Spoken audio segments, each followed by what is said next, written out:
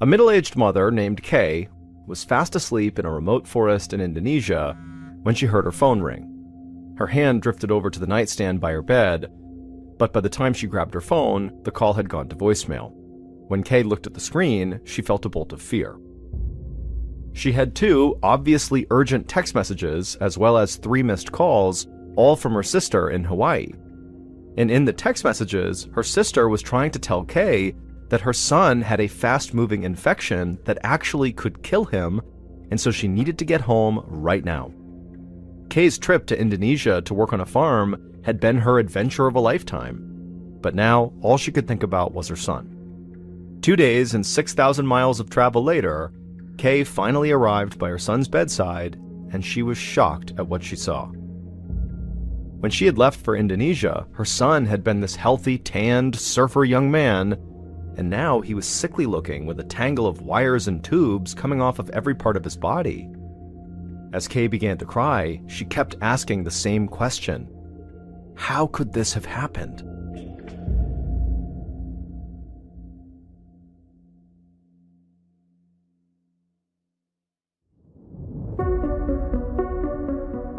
From Ballen Studios and Wondery, I'm MrBallen, and this is MrBallen's Medical Mysteries, where every week we will explore a new baffling mystery originating from the one place we all can't escape, our own bodies. If you like today's story, please stop by the Follow Button's house while they're cleaning, and then kindly offer to dust off all their furniture. Once they say yes, open up the vacuum and empty all of its contents all over their furniture, and then leave.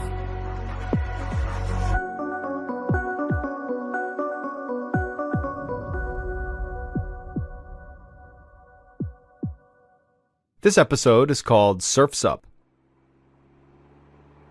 It was the afternoon of December 24th, 2008, and while most residents of Hilo, Hawaii were celebrating Christmas Eve, 23-year-old Graham McCumber was just getting home from a long day of construction work. Graham backed his pickup truck into his driveway, but he didn't go inside his home. Instead, he stayed just long enough to grab his surfboard, put it in his truck, and then zoom off towards the ocean a few minutes away. Surfing was the only thing that helped Graham unwind after 8 hours of hoisting building materials at a construction site. Graham drove with the windows down on the balmy evening, taking in the smell of sea salt as he pulled into his usual parking spot. He spent a few minutes wrestling on his wetsuit, then he grabbed his board and ran toward the water.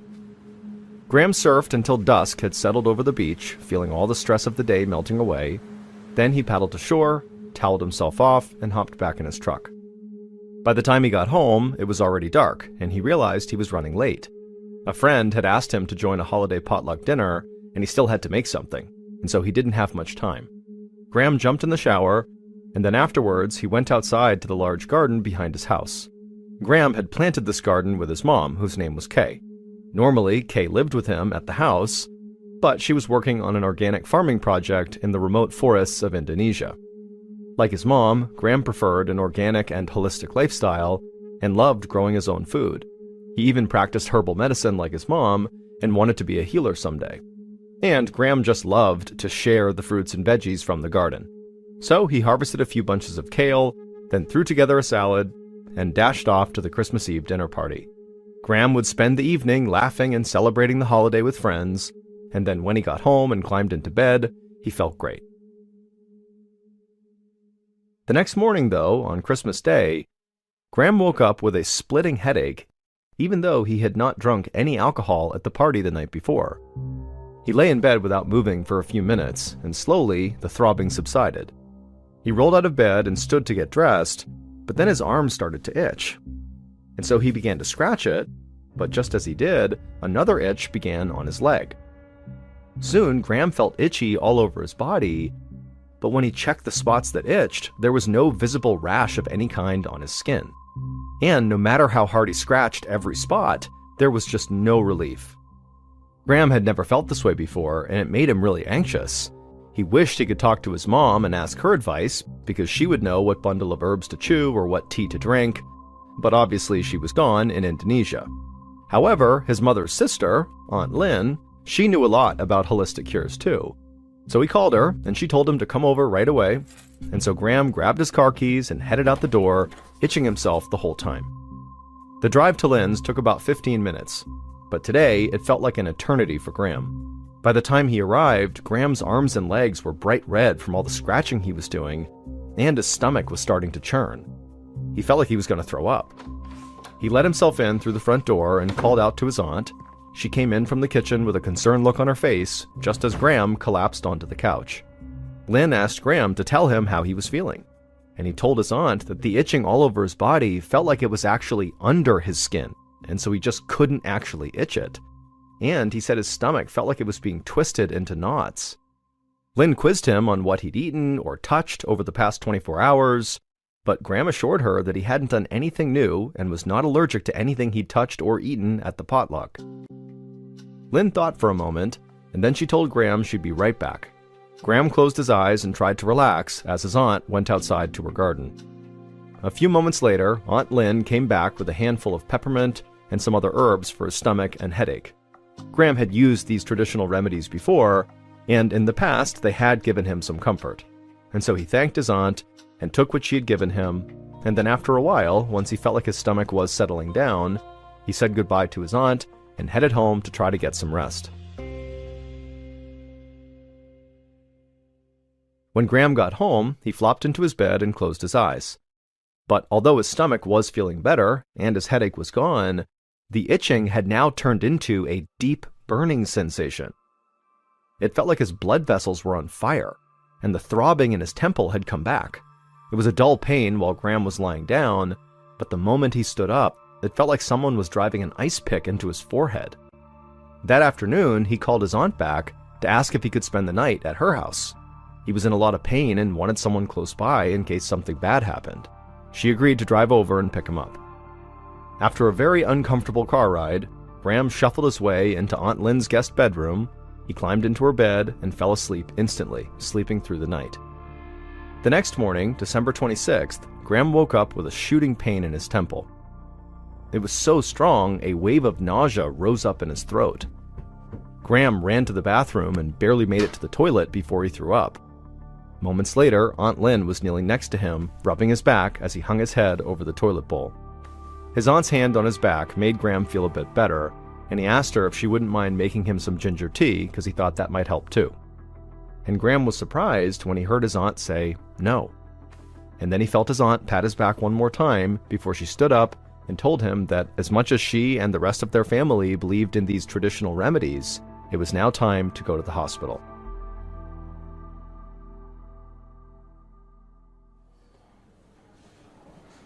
About an hour later, Lynn tried to hide her worry as she helped Graham walk into the emergency room at the Hilo Medical Center.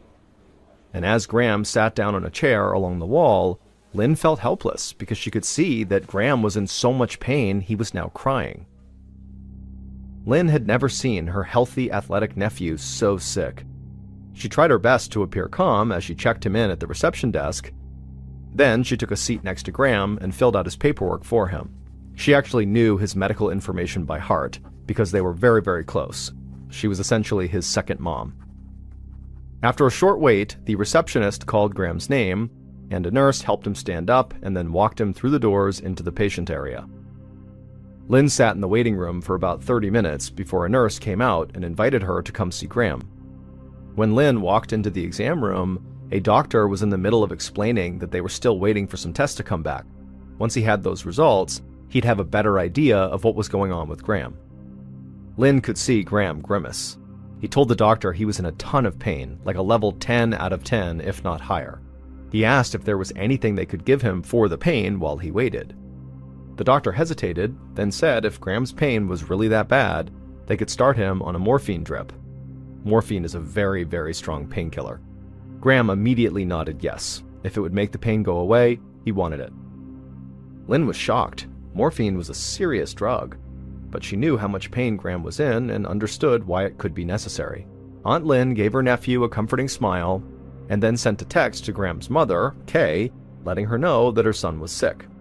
But they were at the hospital and Graham was getting cared for, and Lynn promised Kay that she would update her if Graham got any worse.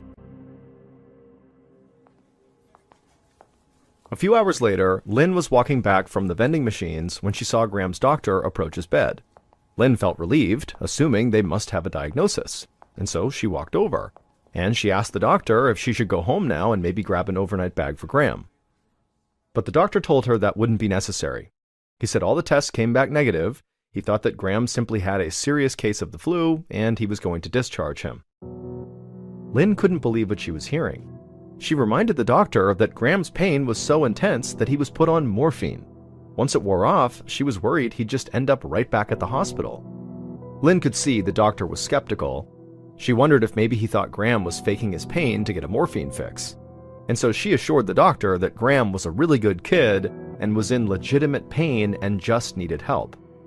The doctor promised Lynn that he believed Graham was in severe pain, but his symptoms were consistent with just a bad flu and did not require further treatment at the hospital. He was pretty sure Graham would be better in a couple of days, but he told Lynn to bring him back if he did take a turn for the worse. Lynn disagreed, but there was nothing she could do. The ER was discharging Graham, and she had to take him home. So Lynn waited while Graham signed a few release forms and then helped him back to the car.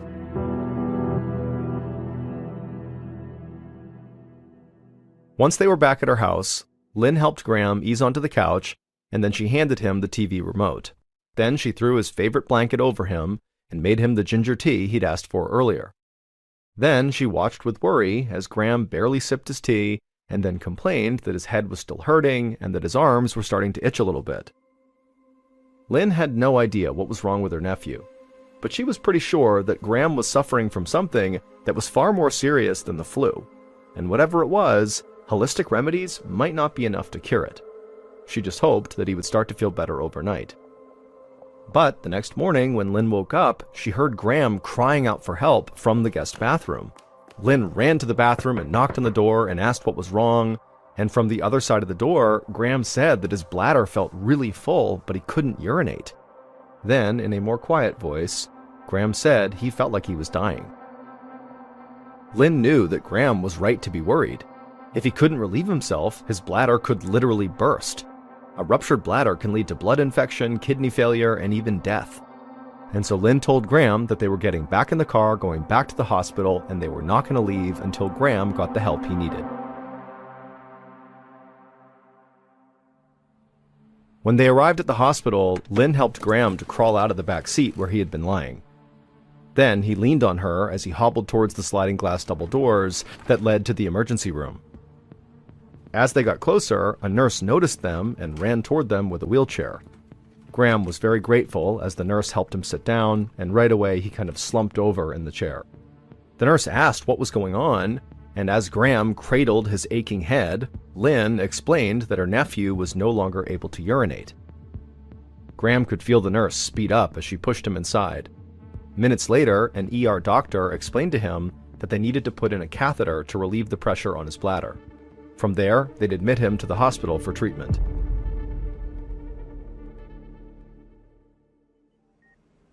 A little after midnight, Lynn went in to check on Graham and found him lying awake staring up at the ceiling. She very gently squeezed his arm, and Graham yelped in pain. Lynn snapped her hand back and apologized. She had barely touched her nephew, and he had reacted like she had clamped his arm with a vice grip. Lynn told Graham she'd be right back, then went to find the doctor. The doctor came back with her to the room and then approached Graham's bedside and took a pen out of his coat pocket. He lightly ran the top of the pen along Graham's arm. And again, Graham flinched and told the doctor it really hurt when he did that. The doctor nodded and then did the same thing with the pen down Graham's legs. And as he did it, Graham winced and gritted his teeth. The doctor told Graham that the extreme sensitivity to touch was likely due to meningitis, an inflammation of the tissues that surround the brain and spinal cord. When Lynn heard this, she felt her stomach drop. If Graham did have meningitis, she knew he could spend the rest of his life battling seizures, brain damage, hearing loss, or worse. Meningitis could even be fatal. The doctor said that in order to be sure, they had to perform what's called a spinal tap. That meant he needed to insert a large needle into Graham's spine.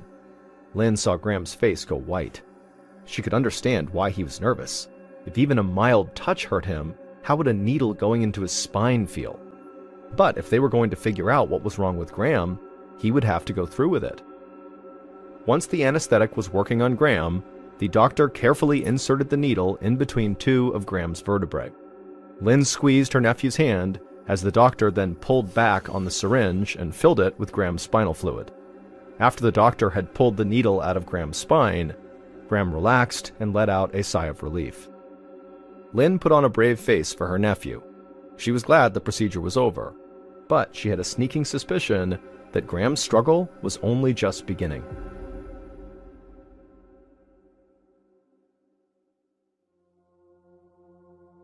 A few hours later, Graham's mother, Kay, stared in disbelief at her cell phone.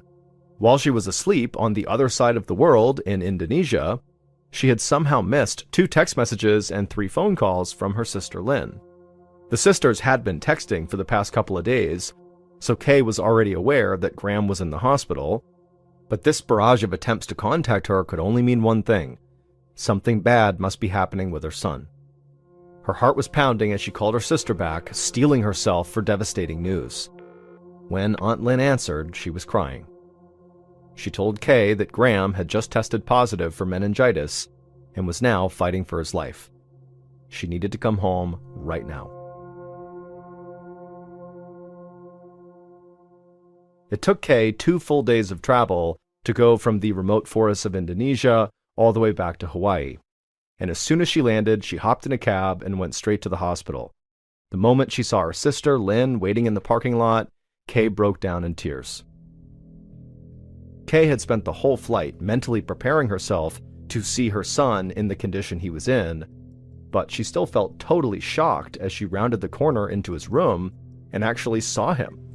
A tangle of wires and tubes seemed to be attached to every part of his body. He was pale and sickly looking, nothing like the healthy, tanned surfer that Kay had left a few months ago. His blonde hair was greasy and clung to his face. Graham was awake, but barely. His voice was hoarse as he said hello to his mom and gave a weak smile. Kay immediately rushed over and gave her son a hug. She promised Graham she was there to help and she would work with his doctors to make sure he got better. A few minutes later, Graham's doctor walked in and updated Kay on Graham's condition. Although they knew he had meningitis, the doctor believed it was actually a sign of a deeper underlying disease in his brain and spinal cord. One big hint was Graham's continued inability to urinate, something called Ellsberg syndrome. It really didn't make any sense that Graham could have this condition. Ellsberg syndrome is most often caused by West Nile disease, a mosquito-borne illness that has never been detected in Hawaii, and Graham had never tested positive for West Nile disease. But at least doctors could test for West Nile, which causes swelling in the brain. Other potential triggers for Ellsberg syndrome were even more devastating to the brain, but there was no test for these conditions until the disease was more advanced. So Graham's doctors were still essentially at square one. Kay just prayed they could keep her son stable long enough to find the answer.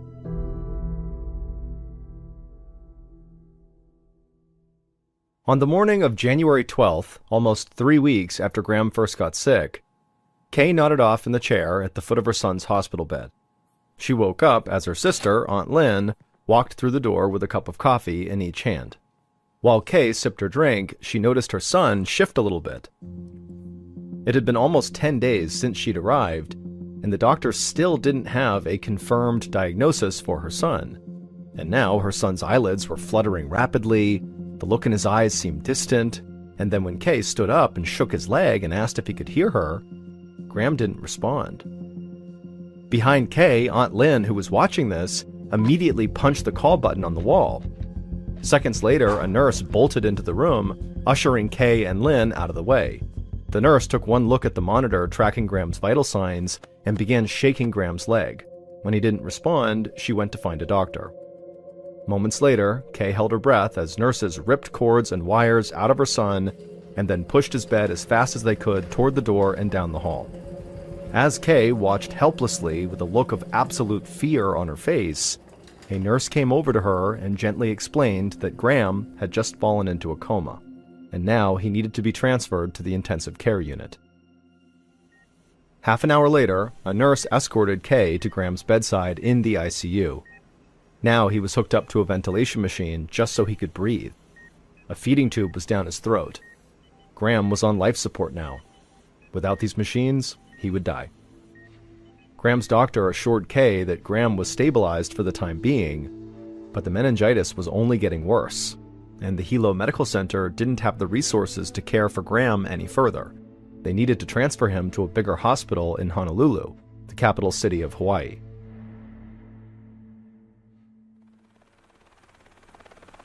The medevac chopper was ready for Graham later that morning, and Kay, who was inside the chopper as well, placed a hand on her son as he lay on his stretcher, and then she watched as the helicopter lifted off the ground, and the ground below her gave way to a clear blue ocean. A short time later, Kay and Graham landed at the hospital in Honolulu, and Graham was quickly whisked away to the ICU at that hospital.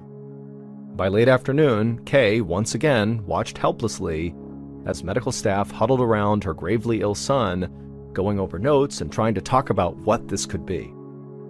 That night, Kay made her way to the nearby hotel that one of the nurses had recommended. But when she laid down to sleep, every time she closed her eyes, all she could see was her son lying unconscious in his hospital bed.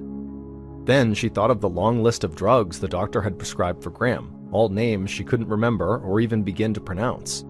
They would regulate Graham's heartbeat and blood pressure and keep his organs from failing, and she knew these drugs were vital to Graham's survival. But they were also very hard on his body, putting him at risk for things like pneumonia, blood clots, and worse.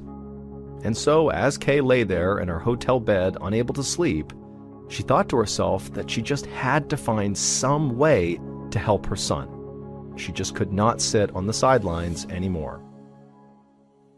And so the next morning, Kay walked into her son's room with a paper bag full of supplies. She took out a jar of noni juice, a tropical fruit with natural antioxidants, and after getting her son's doctor's permission, she fed Graham the noni through his stomach tube, hoping it would help his immune system fight off this mysterious disease. Then Kay grabbed a box of long steel pins. She lifted Graham's shirt and administered acupuncture all over Graham's stomach. Kay believed the acupuncture would protect Graham's organs, both from the disease and from any side effects of the various medications required to keep Graham alive.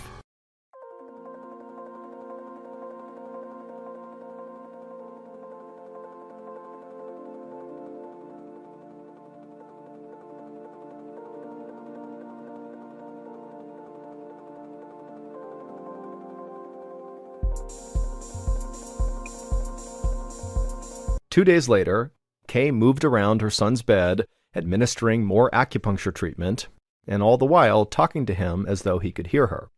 She fully believed Graham was getting better. She couldn't explain it, but it was like his presence was slowly refilling the room, and it was getting stronger and stronger with each passing day. Kay was certain that her traditional healing methods, combined with modern medicine, would help Graham's body heal. In fact, Kay was so focused on her work that morning that she barely noticed a doctor walking up behind her.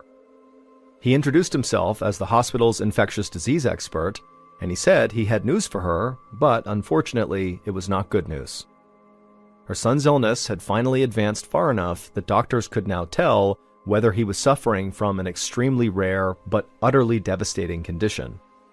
And unfortunately, the doctor said, the results came back positive. He held up an image from Graham's most recent MRI and pointed to dozens of tiny white spots on Graham's brain. He told Kay that each one of those spots represented a microscopic hole in Graham's brain tissue that were created by parasites living in his head. The doctor explained that Graham's increasingly debilitating symptoms had been caused by these parasites, called roundworm larvae, as they burrowed inside of him.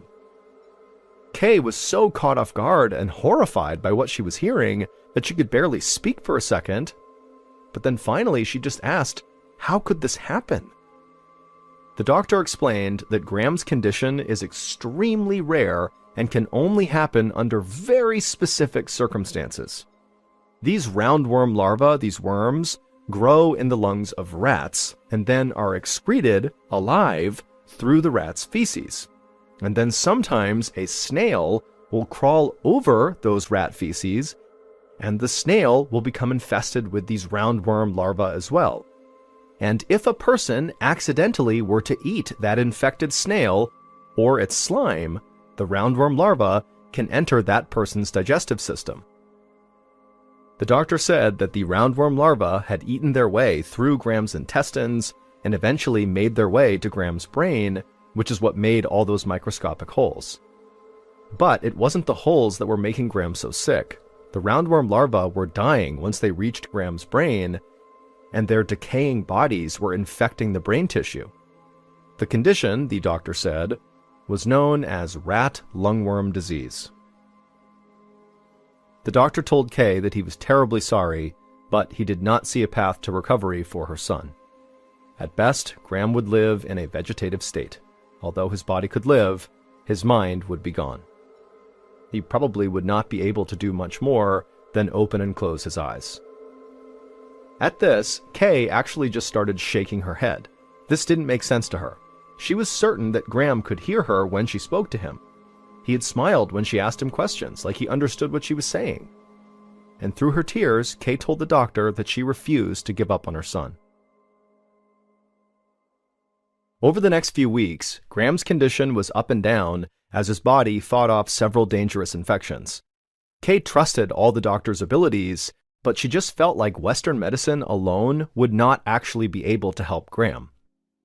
And so, in between drug treatments to fight off the parasites in Graham's body, Kay gave her son supplements of herbs like spirulina, chlorella, and a Chinese herb called Xing Nao Wan. She had heard these treatments helped with nerve function, and she hoped they might allow Graham to recover faster. Kay also continued feeding her son noni juice and continued giving him acupuncture. And through all of Kay's treatments, her son's eyes would periodically open and close. But the doctors told Kay that it was just a reflex and not something he was doing consciously. Then, one day in March, Kay noticed that Graham's eyes became more animated. It seemed like they were focusing on her. Kay immediately pressed the call button, and soon Graham's doctor came in, and he confirmed that it did look like Graham was starting to wake up. Kay held her son's hand and encouraged him to make a noise, do something, make some sign that he was still there. For a while, the only sound Graham made was his labored breathing. But Kay kept at it, constantly asking her son to give some sign, and then kind of as a joke, she would say to her son, as his labored breathing continued, that he sounded like Darth Vader. And when she said that, Graham's eyes seemed to focus again, and he took what looked like a big deep breath, and then in a very weak voice he said, "Luke, I am your father." Kay almost screamed with excitement. Not only was her son awake, he could speak. She reached down to hug him, and amazingly, Graham hugged her back. The doctors who were watching this were just as amazed as Kay was. Kay liked to think that her treatments had helped support the vital work the doctors had done to keep her son alive. Together, they'd done everything in their power to give Graham's body a fighting chance against this parasite, and against all odds, he had overcome it. Within a few days, Graham was conscious enough for his mother to explain what had happened to him and how he had gotten this terrible disease from a snail. Graham asked how that could possibly be, because he could not recall eating any snails, and his mother kind of shrugged and said, we may never know for sure how this happened. But she then told her son that most likely, on the night that he had that potluck dinner on Christmas Eve, when he harvested the kale, perhaps there was a snail on the kale that had this disease in it. When she said that, Graham's mouth fell open in shock. He thought back to that night and the bunches of kale he hastily gathered from their garden, and he'd been in such a rush to head out the door, he had forgotten to wash the kale. And so had there been an infected snail or infected snail slime on this kale, it's totally possible that Graham could have accidentally ingested it. Thankfully, nobody else at the potluck had gotten sick.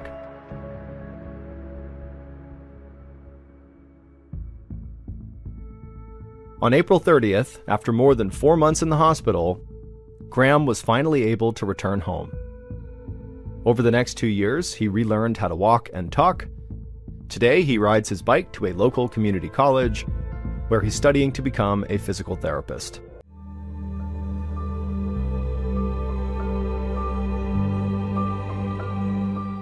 On a morning in late October of 1999, 48-year-old Bruce Miller grabbed his car keys off the kitchen counter, quickly devoured a piece of toast, and then headed into the living room of his ranch-style home in the small town of Clio, Michigan. Bruce was over 6 feet tall and lanky, with graying hair and a mustache. He wore a button-up shirt, jeans, and work boots. Bruce walked towards the front door as his 28-year-old wife, Cherie, rushed into the room from the hallway. Cherie was short with dyed blonde hair and light eyes. Mornings were always a bit crazy in the Miller household. Cherie had 2 young children from a previous marriage, and so she had to get them ready for school, and Bruce was always in a hurry to get to the business that he owned. Bruce leaned down and kissed his wife, and Cherie's face lit up. But when she got a good look at Bruce's shirt, her face completely changed. Cherie reached up to the front pocket on Bruce's shirt, and she pulled out a huge wad of cash. Then she held the money up in front of Bruce and gave him a look like, "I can't believe what you're doing." Everyone who knew Bruce knew he always carried a whole bunch of cash right in his front shirt pocket. Bruce said it was to make change for customers at work, but Cherie and others told him he was crazy to have that much cash just out in the open like that. It was like you're inviting getting robbed, and Cherie really wanted him to stop doing it. But Bruce smiled and took the money back from Cherie and slipped it right back into his shirt pocket. He told her he'd be fine, he kissed her again, and then walked outside into the cool fall air. Bruce could see the bright yellows and reds in the changing leaves on the trees, and so he knew the cold Michigan winter would be arriving soon. But for now, Bruce was enjoying the pleasant fall weather, and he felt like today was a perfect day to work outside. Bruce got into his car and drove a few minutes down the road to the outskirts of town. There, he turned off the main road onto a dirt road and drove for a couple more minutes until he finally arrived at the B&D salvage yard. Bruce drove through an open gate into the yard and parked his car in front of the small, one-story white building that served as the salvage yard's office. Bruce hopped out of his car and surveyed the yard. Abandoned vehicles and stray auto parts stretched out in heaps and rows for acres. Bruce smiled. He never felt more at home than when he was right there. Bruce loved everything about cars. He loved watching NASCAR races, he loved driving, but most of all, he loved working on cars that other people thought were beyond repair. And so Bruce had always felt like having a salvage yard would be like having a personal playground. And so that was actually why, years earlier, he and a business partner had gone ahead and bought this salvage yard. But Bruce didn't just see this yard as a place for him to have fun and work on old beat-up cars. Instead, he saw it as the key to his and Cherie's future. Bruce had spent the last 30 years of his life, since he was about 18 years old, working for General Motors, or GM. At the time, GM was the top-selling automotive manufacturer in the entire United States, and it was one of the largest employers in the state of Michigan. In the 3 decades that Bruce had worked there, he'd held a range of different positions, and he had done really well. Bruce had loved working for GM from the time he started as a teen. It allowed him to be around cars all the time, and it had given him a chance to save a good amount of money. But after 30 years on the job, Bruce was ready to start a new phase of his life, and so that was where the salvage yard came in. Bruce had already reduced his time at GM, but he planned to walk away entirely within the year. And so at that point, the salvage yard would have to become his primary revenue stream. But Bruce was optimistic because historically, people from all across the area flocked to the B&D salvage yard to get good deals on used automotive parts or to just buy old cars and trucks that they wanted to try to fix up themselves. Standing outside his office, Bruce gazed out over the piles of metal that looked like they went on forever. He knew a lot of people saw this yard as nothing more than a dump, a place that was filled with junk that had no use. But Bruce saw potential in that junk. He knew that with hard work and a little care, almost any car part could be made as good as new. And in some ways, Bruce felt like he owed his entire life to the discarded car parts on that lot. Because when he had bought the salvage yard, it ended up giving him way more than just a potential retirement plan. Years earlier, when he'd just become the new owner of the yard, Bruce had gone to the office to meet his employees, and the young, blonde bombshell who took care of the financial books for the salvage yard almost stopped him in his tracks. Her name was Cherie, and Bruce could just not stop staring at her. So, not long after that day in the office, he had asked Cherie out. And as he had gotten to know Cherie more, he had fallen in love with every aspect of her, not just her looks. Cherie was kind and caring in a way that Bruce just wasn't used to. He had actually been married 3 times before, and he always felt like his ex-wives had been purposely cruel to him. But Cherie was different. She spent her time when she wasn't working just trying to help people. She took care of her 2 young kids, she had worked for years at a local retirement community, and she did everything she could to advocate for victims of child abuse. Cherie had witnessed child abuse at different periods of her life, and she felt compelled to stand up for kids who could not stand up for themselves. And it was her dream to someday make or raise enough money to start a nonprofit organization that was dedicated to helping victims of child abuse across the country. When Bruce and Cherie had really begun dating, it became clear pretty quickly that they both wanted to spend the rest of their lives together. So, earlier that year, in 1999, they had gotten married.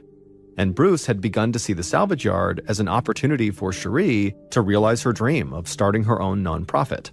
So, not long after the wedding, Bruce and Cherie had bought out Bruce's business partner and taken over full ownership of the salvage yard themselves. They hoped the money they would make from the yard would allow Bruce to fully walk away from GM and enable Cherie to become a full-time advocate. Bruce took in one more breath of fresh air and then walked inside the office. Inside, it looked like the place had not been updated or even really cleaned in years. There were stained walls and boxes and supplies and files sticking out all over the place, and there were all these beat-up metal tables with ashtrays on them that were overflowing with cigarette butts. But it still felt like Bruce's happy place.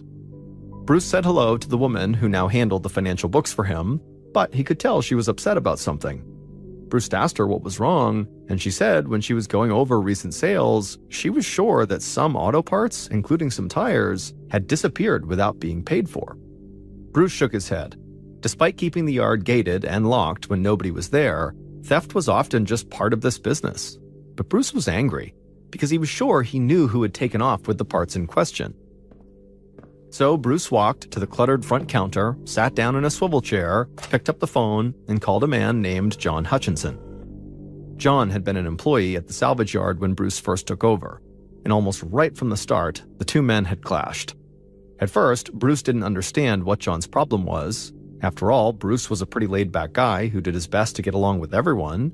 But eventually, Cherie had told Bruce that she knew why John didn't like him. Cherie and John had once dated. And even though Cherie had broken things off, she believed John still had a thing for her, and so he was jealous when she and Bruce had started dating. Even with that news, Bruce still tried to get along with John. He felt like it wasn't right to just get rid of John simply because at one point he had dated Cherie. But after a short time of working together, John had basically given Bruce no choice.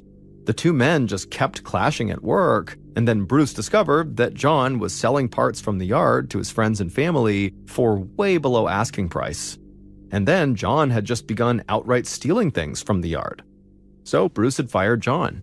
But the stealing didn't stop.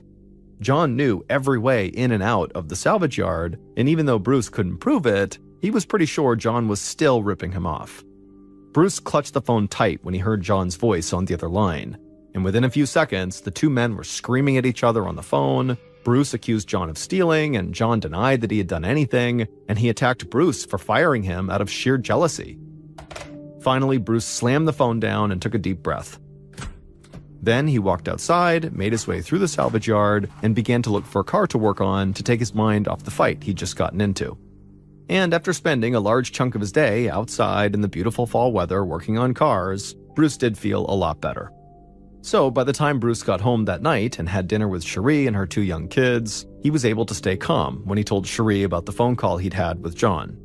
Cherie said she was sorry he had to deal with that she couldn't help but feel a bit responsible for the trouble John continued to cause her husband. But Bruce told her, don't worry, it was not her fault at all. Later that night, after Cherie and Bruce got the kids to bed, Cherie suddenly had this huge smile come across her face, and before Bruce could ask her why she was so happy, she just grabbed his hand and led him into their small home office. There, Cherie went to the computer on the old wooden desk and turned it on and waited for the dial-up internet to connect. Then, after it connected, Cherie, still with her huge grin on her face, pulled up an internet chat room and pointed at the screen for Bruce to see. Back in 1999, the internet was really just starting to take hold in the United States, and more people than ever before were connecting with each other online. Mostly through instant messaging services, and also through chat rooms where people could meet others who shared the same interests. Being 20 years younger than her husband, Cherie had grown up loving video games, she'd gotten into computers as soon as they became common in households across the US, and now she loved the internet. And recently, Cherie had found a number of chat rooms where she said she could talk to people from all over the country and maybe even all over the world who were also advocates for victims of child abuse. And so that was what she was pointing at on the screen, was one of those chat rooms. Cherie told John that she believed the internet and her ability to connect with these other people would make it a lot easier for her to learn the best ways to establish and run the advocacy group she had dreamed about starting. Bruce looked at the screen and then smiled, hugged Cherie, and gave her a kiss.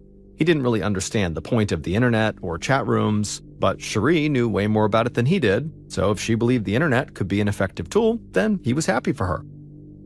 That night, as they lay in bed, Bruce and Cherie talked about how they felt like their future plans were really starting to fall into place. Bruce was sure he'd be able to make the salvage yard his only job soon, and Cherie would get to help more children on a much larger scale. They just had to keep working hard and being patient, and eventually everything would work out just like they had planned. On the afternoon of Monday, November 8th, 1999, so a couple of weeks after Bruce and John had fought on the phone, Bruce headed out to the salvage yard. He was exhausted because he'd worked a late shift at General Motors the night before, but he still wanted to go into the yard to check on business and to spend some time working on an old car.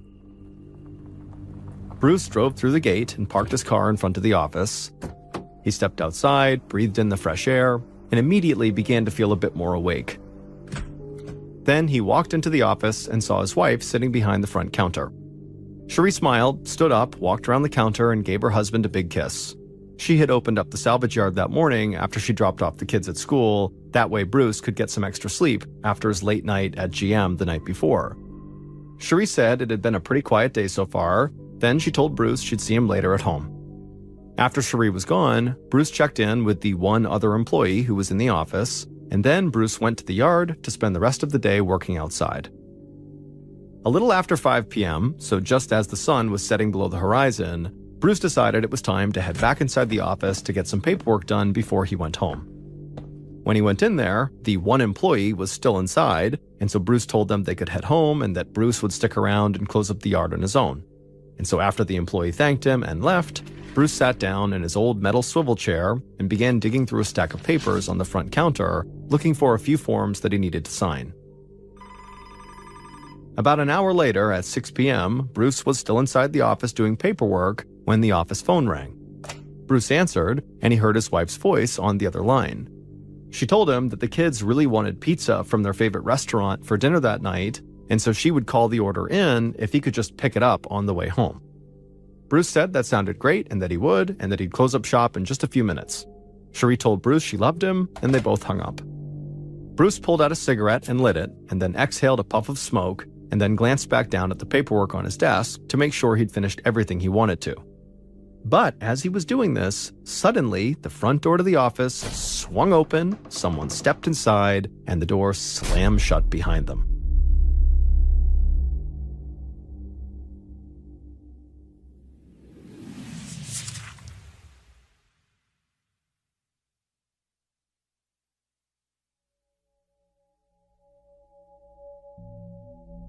A little after 8 p.m., so 2 hours after Cherie had talked to Bruce on the phone about pizza, she paced around her living room.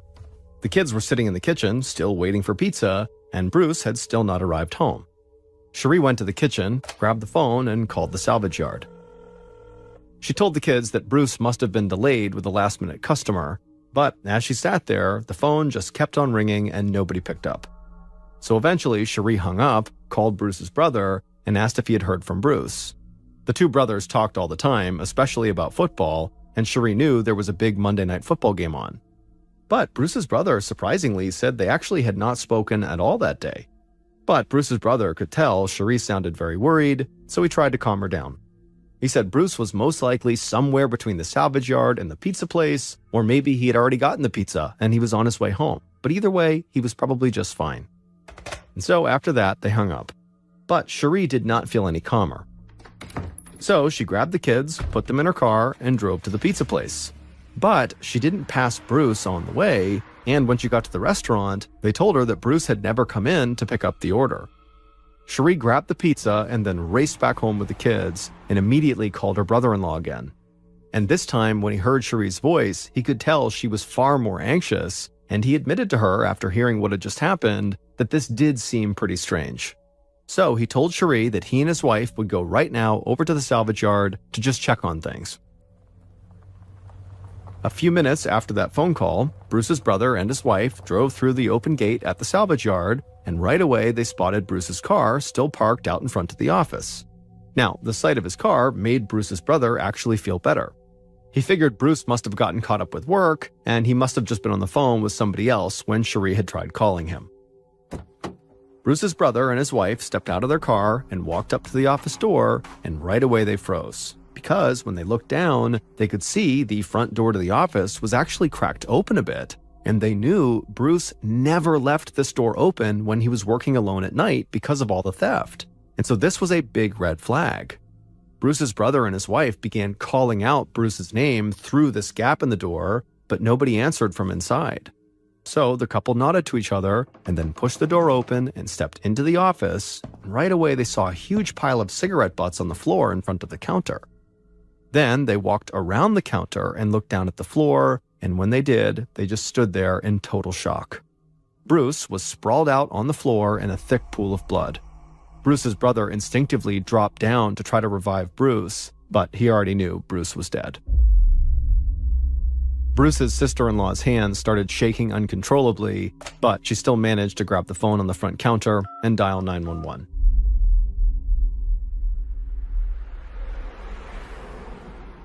About an hour after the 911 call, Detective Sergeant Ives Petrovka of the Genesee County Sheriff's Department drove down a dirt road towards the salvage yard. And as Petrovka got closer, he began to look around and think to himself that the salvage yard at night seemed kind of menacing. These huge piles of metal rising up into the sky, creating paths and hidden corners everywhere that made it impossible for somebody there to ever really know if they were actually alone. Petrovka drove through the open gate and parked his car near the front office, where a local police cruiser with flashing lights was already parked near several other state police vehicles. Petrovka stepped out of the car and saw fellow Sheriff's Department detective Kevin Shanlian pull into the lot behind him. Petrovka's tie was hanging loose, and he always looked like he was in a hurry. In contrast, Shanlian was very calm and was the kind of person who never had a hair out of place. But despite their huge differences, the two detectives got along well. In the parking lot, Petrovka and Shanlian walked over to the first officer who had arrived at the scene. The officer was standing outside of the office with Bruce's sister-in-law and his brother, who both still looked like they were in shock. Petrovka introduced himself and said he was sorry to ask them to stay longer, but he would probably need to ask them some questions shortly. Bruce's brother nodded blankly and said that he and his wife would stick around to help. Then Petrovka and Shanlian walked into the office. The cramped office felt like it was totally packed with people, even though there were only a few members of the State Crime Lab forensics team inside. The county detectives introduced themselves, and a woman from the crime lab who had short hair and a quiet voice motioned for them to join her on the other side of the front counter. Petrovka and Shanlian took a few steps across the office, avoiding the pile of cigarette butts on the floor, and walked around the counter. There, they saw Bruce's body, and by Bruce's head was another pile of cigarette butts. The forensics officer was crouched down over Bruce's body. She was using pieces of one-sided tape to pull potential hair samples from Bruce's shirt. But Petrovka barely noticed what she was doing because he was stunned by the amount of blood covering Bruce's chest, the floor, and the wall behind Bruce's body. Even at first glance, it was clear to the detectives that Bruce had been shot at close range with a powerful weapon, most likely a shotgun. But no expended shells had been found at the scene. The forensics officers cataloged and stored hair samples from Bruce's shirt, and then the woman with the quiet voice motioned for the detectives to follow her back to the front door. They walked around the counter, and then the woman told them to take a look at the office from where they were standing. And then when they began doing this, she asked them if anything jumped out at them. The one thing that really jumped out at Detective Petrovka was what a mess the place was. There were papers overflowing from boxes, there were ashtrays that looked like they hadn't been emptied in weeks scattered all across these small tables, and grease and oil stains all over the floor. The forensics officer said Petrovka was exactly right. The place was a complete mess, which is why she was surprised that they hadn't found any fingerprints or physical evidence on the front door where the killer would have had to enter and exit. And she said what was even stranger was that they had not found any footprints in the grease and oil stains on the floor.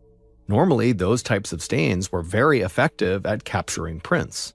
And so Petrovka and Shanlian assumed, based on this information, that whoever had killed Bruce must have taken time to really wipe the place down afterwards. The forensics officer said that would explain the door being totally clear of prints, but she didn't find any evidence that the floor had been cleaned. Instead, she thought whoever had killed Bruce had known where the grease stains were on the floor, and so they had just avoided stepping in them. Petrovka glanced over at Shanlian with a very knowing look on his face.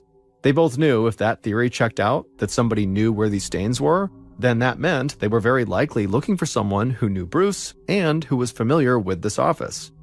So the detectives stepped outside to talk to the people who had found Bruce's body, his brother and his sister-in-law.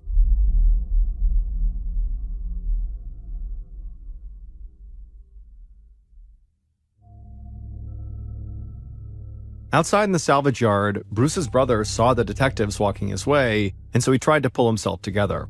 Since finding his brother dead inside of the office, Bruce's brother and his wife had pretty much just been in shock and had barely even spoken to each other. But when Petrovka asked Bruce's brother why they had been at the salvage yard in the first place, he told the detective that Bruce's wife, Cherie, had called him twice in a panic because Bruce had not come home from work. So he and his wife said they would go check out the salvage yard to see what was going on, and that's when they found Bruce's body. As he spoke, Bruce's brother choked back tears. He told the detectives that he'd already called his mother to tell her that Bruce was dead, but that he couldn't bring himself to say what had happened to him. So he just told her that they thought Bruce might have had a heart attack. After speaking with Bruce's brother and sister-in-law for several minutes, Petrovka and Shanlian felt like these two witnesses were telling the truth. It was way too early to actually rule anyone or anything out, but the detectives felt like they'd learned everything they could from Bruce's brother and his wife for the time being. And so now the detectives wanted to talk to Bruce's wife, Cherie, to see if she had any information that could help. The detectives thanked Bruce's brother and his wife for coming and talking to them, and then the detectives got into their cars and headed towards town. It was well after midnight on November 9th, so several hours after Bruce's body had been discovered, when Petrovka and Shanlian stepped inside of Bruce and Cherie's house. The detectives stood in the living room, and Cherie sat on the couch. Her face was pale, almost gray, and she looked totally lost. Cherie had heard about what happened to Bruce from her mother-in-law, and then also a uniformed police officer had come by her house to confirm the news. But neither of them had told Cherie what actually happened. All they told her was that her husband was dead.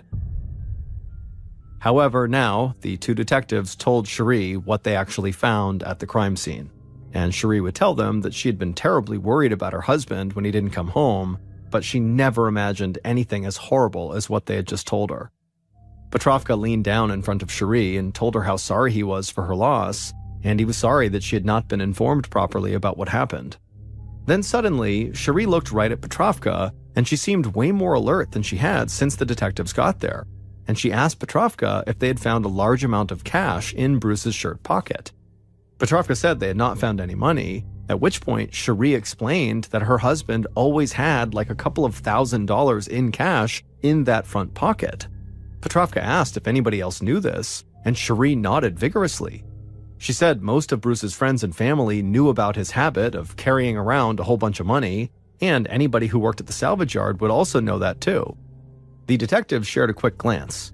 The evidence the forensics officers had found made them pretty sure whoever had killed Bruce knew him and knew the layout of the salvage yard office. So Petrovka asked Cherie if she could think of anyone who knew Bruce who also might have had it out for him or who might have just wanted to rob him. Cherie closed her eyes and thought for a second, and then she looked back up at Petrovka and told him there actually was one man who could not stand her husband. He was a former employee at the salvage yard who actually she had once dated, and she said his name was John Hutchinson, and he had a history of stealing from her husband. Petrovka thanked Cherie for her help and told her again how sorry he was for her loss. Then he and Shanlian headed outside to their cars. Back at the sheriff's station, the two detectives talked about what Cherie had told them. and they agreed that this John Hutchinson guy seemed to fit the description of who they were looking for. Someone who knew Bruce, who knew the salvage yard, and who literally had a history of stealing from Bruce before. And so certainly this guy John would also know that Bruce carried thousands of dollars in cash on his person. So by the time the sun started to rise that morning, the detectives believed they had identified their very first major suspect. At 1:30 p.m. on November 9th, the day after Bruce's murder, Detective Shanlian led John Hutchinson into a small interrogation room at the sheriff's station. John was tall with a square jaw, a shaved head, and piercing eyes. People who knew him said he was good-looking enough to be a Hollywood star. Shanlian motioned for John to take a seat at a small table in the center of the room, and Shanlian then sat down across from him. The room was warm, and John was already sweating, but Shanlian figured that might have more to do with nerves than with the room's temperature. Shanlian was very calm, and he had an ability to put people at ease really quickly, which is why he'd been chosen to conduct this interview. Shanlian said he knew John was nervous, and that was totally normal. Shanlian said he was not going to try to trick John or get him to say anything that wasn't true. He just needed John to answer a few simple questions. John nodded and said he wanted to help. During the course of the interview, Shanlian got John to talk about his past relationship with Cherie, and he even got him to admit that he had, in fact, stolen auto parts from the salvage yard before. But John also said that he had owed Bruce money. When Shanlian heard that, he barely reacted, but inside, he thought that information made John an even more likely suspect. Then, Shanlian asked John if he owned any weapons. John said he was a hunter, so yes, he had several rifles and a shotgun. Now, at this point, Shanlian knew Bruce had been killed with a shotgun, so he leaned forward and started to press John a little bit harder. He asked a series of rapid-fire questions, keeping the focus on John's past with Cherie and his strained relationship with Bruce. But John kept insisting that, whatever issues he'd had with Bruce, none of them would have led John to kill Bruce. He even said that Bruce had always been pretty cool to him, and that he himself was probably to blame for the tension between them.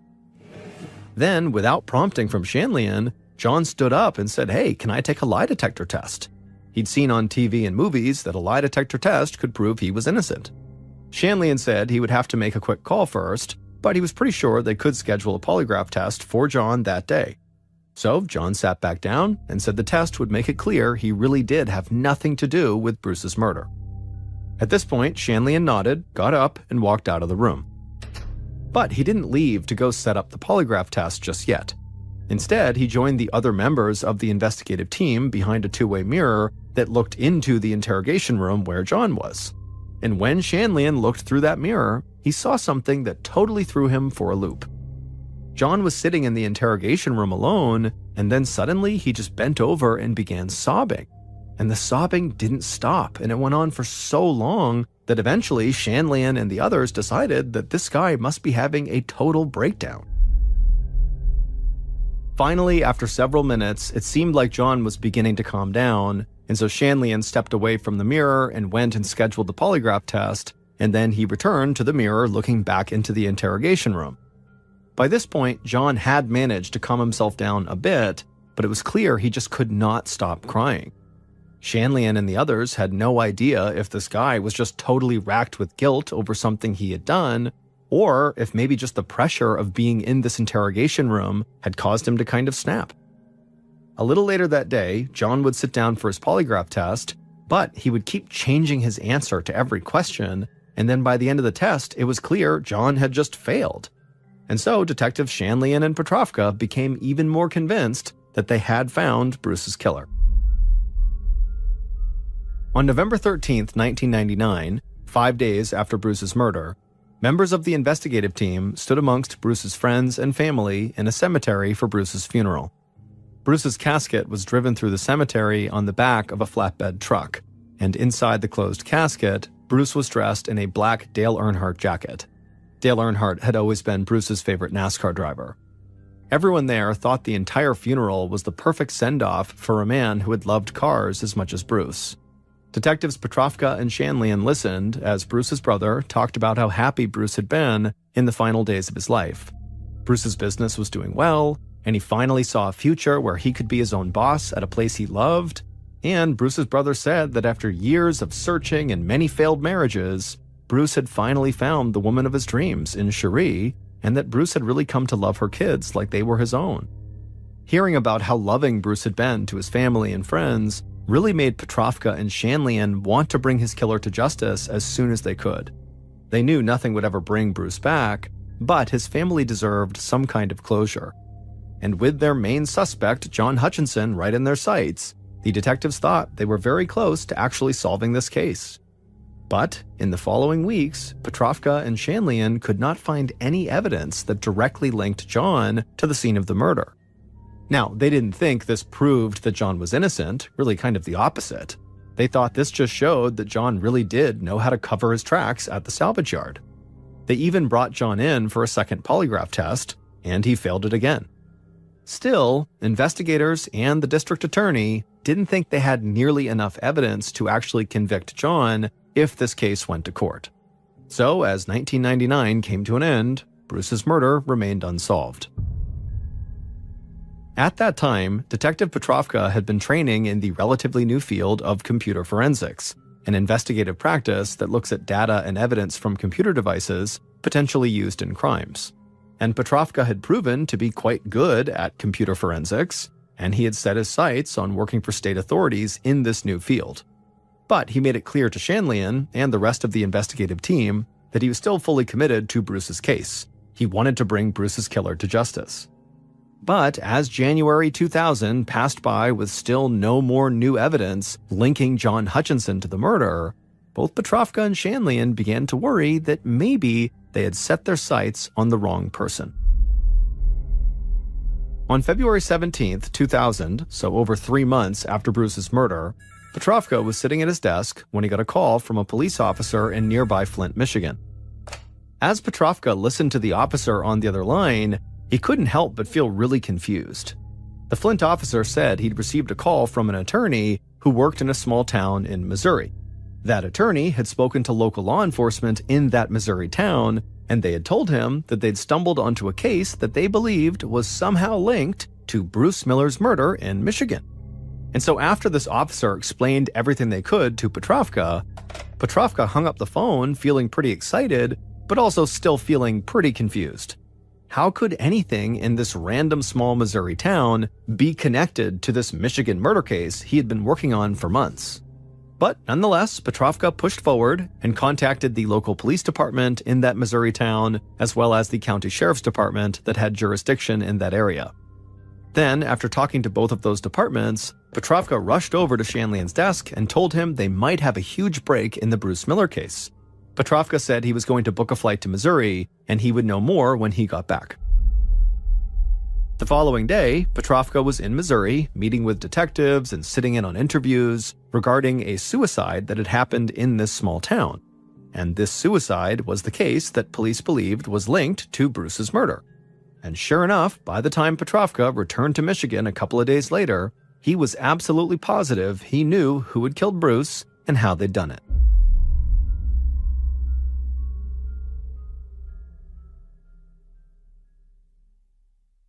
Based on evidence collected from the scene of the suicide in Missouri and the murder scene at the salvage yard, and interviews conducted throughout the investigation into Bruce Miller's death, here is a reconstruction of what authorities believe happened on the night someone murdered Bruce Miller, November 8, 1999.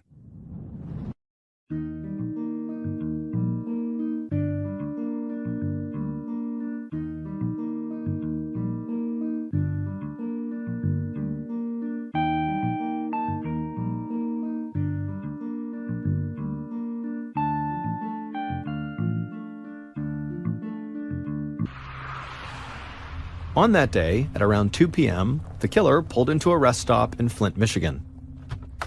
The killer stepped out of their car and stretched their legs. They had been driving non-stop for over 10 hours. After stretching, the killer walked across the parking lot to the rest stop payphone. They put a coin in, dialed a number, let it ring once, and then hung up. The killer then stepped away from the phone, walked over to a picnic table, sat down, and waited. The air was cool, and the killer felt relaxed for the first time since they'd started driving earlier that morning.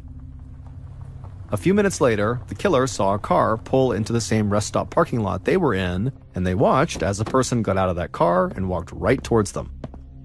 The killer stood, and the person who had just arrived handed them a cell phone. Then the person headed back to their car, and the killer slipped that cell phone into their jeans pocket and then sat back down at the table. After sitting at the rest stop for hours, that cell phone in the killer's pocket began to ring. Killer calmly pulled it out and answered the call. They spoke to the person on the other line, and then afterwards the killer walked to their car.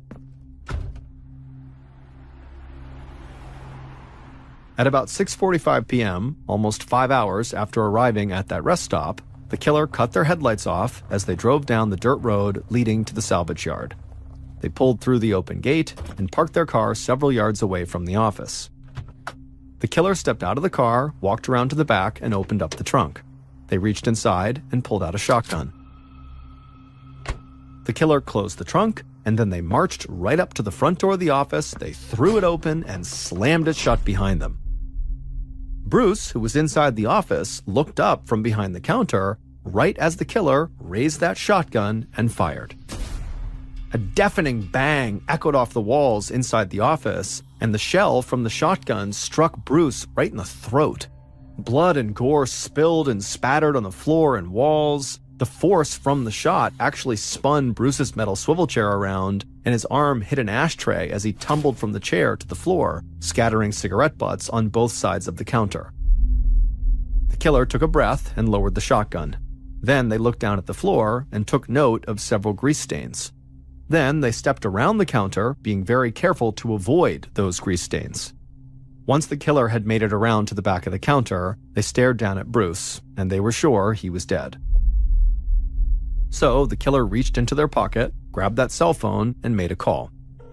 They let it ring once and then hung up. The killer then slipped the phone back into their pocket, walked to the front door, avoiding the grease stains again, and walked back outside to their car. The killer put the shotgun back in the trunk. Then they got into the driver's seat and began the 10-hour drive back to where they had come from. And as the killer's car headed down the highway into the darkness, the person who had delivered the cell phone to the killer at that rest stop walked into their kitchen, and they told their 2 kids that Bruce, their stepfather, would be home soon with their pizza. Bruce's wife, Cherie, had orchestrated Bruce's murder. It would turn out that Cherie had not been using those online chat rooms to find other people who were advocates for victims of abuse. Instead, she had been visiting chat rooms to play out her sexual fantasies with men from all across the country. And whenever she found a man she liked, she would send them explicit photos of herself online, and she would also literally mail them explicit videotapes of herself, because in 1999, most people were not sharing videos online yet. And one man in particular who had met Cherie in one of these chat rooms, and who had received photos and videos from her, had fallen totally in love with her. He was 39 years old from Missouri, and his name was Jerry Cassidy. After talking for a few weeks via chat rooms and an online direct messaging service, Cherie and Jerry had carried out their digital affair in real life. Cherie had flown to a couple of different cities to meet and have sex with Jerry. And when Cherie was with Jerry, she concocted this far-fetched fantasy life for herself in which her husband, Bruce, was actually this powerful member of an organized crime family who regularly beat her and threatened to kill her. Then, a couple of months before Bruce's murder, Cherie sent a message to Jerry to tell him she was pregnant with Jerry's baby. She even sent him a picture online showing a positive pregnancy test and an ultrasound. But not long after sending those along, Cherie would again message Jerry to tell him that Bruce had beaten her so badly that she had lost their baby. She had used makeup to create bruises all over her body and then sent photos of those bruises to Jerry. And Cherie told Jerry that she would never be safe and they could never be happy together until Bruce was dead. And after seeing these horrible photos of Cherie with all these bruises on her and believing that he and Sherry had just lost their child, Jerry agreed to go kill Bruce. So, via online direct messages, Cherie planned the entire murder with Jerry. She chose the rest stop where they would meet. She bought the cell phone he would use to let her know the job was done.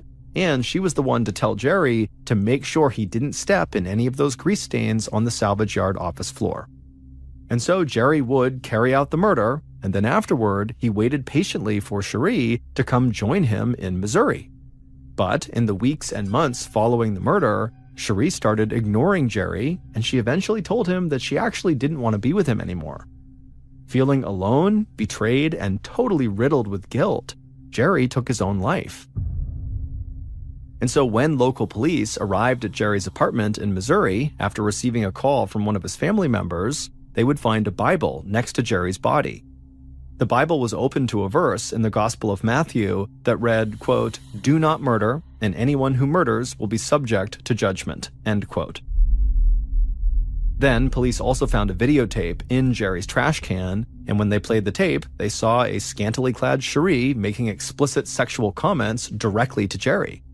That's when Missouri authorities learned about the murder of Cherie's husband in Michigan, at which point they contacted that Flint police officer, who then called Detective Petrovka. After returning from Missouri, Petrovka confiscated Cherie's computer, and using his skills in computer forensics, he was able to uncover the entire murder plot that she had carried out with Jerry online. Cherie was ultimately convicted of conspiracy to commit first-degree murder, and she was sentenced to life in prison with the possibility of parole in 2055. From prison, Cherie would admit her guilt. She said Bruce had been a good man and had never done anything wrong. She said she had just convinced herself that her online life was like a video game and that killing Bruce had become like beating the final level. Some in the media would come to call this case the first murder in the United States that was planned on the internet. This case would alert authorities to the alarming speed at which conspirators could communicate and plan simply by using direct message services and online chat rooms. And so as a result, U.S. law enforcement agencies would greatly increase their investment in the growing field of computer forensics.